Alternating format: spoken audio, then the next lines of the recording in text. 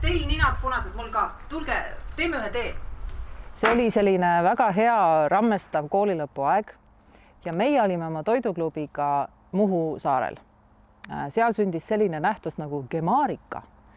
No ja kuidas ta tekib?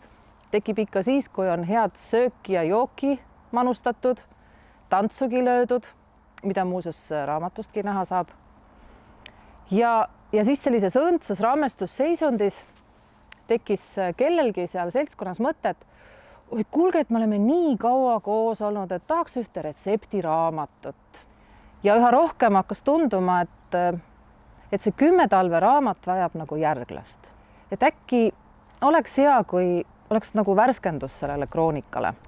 Uus mõte, no retseptiraamat, kroonika ja siis pane see kõik kokku. Aga no siis peaks ta ikkagi olema tõesti meie nägu, et selline julge ja värviline ja sai kujundajagi valitud ikka maailmaklass, Eesti parim. Ja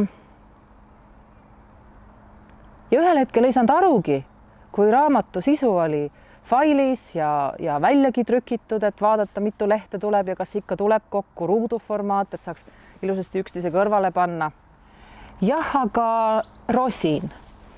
Rosinaga on nüüd selline lugu, et selle tõi meie kooli retoorikasse Meedi, kes väga ilmekalt rääkis meie kooli headusest ja no loomulikult haarasime siis selle toreda kulinaarse mõiste oma ideedesse ka. Tegime isegi gallupi, et kas inimesed näevad, et tass on pooleldi täis või pooleldi tühi, et kas viinamari on, et kas rosin on kontsentreeritud viinamari või lihtsalt üks kuivaks läinud viinamari. Aga mulle see kuvand meeldib juba seetõttu, et mina näen meie kooli inimesi ka nad kõiki selliste toredate eriilmeliste rosinatena. Et kui lähemalt vaadata, siis tegelikult on iga pind natuke erinev, unikaalne oma mustrilt. Nii et vabandust väga, aga tõesti ma näen oma kolleege selliste jõuliste ja heade rosinatena, kelles on seda miskit, mis meid elus hoiab.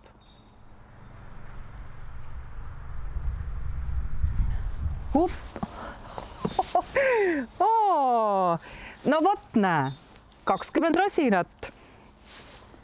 Ai, ma tahan teile näidata.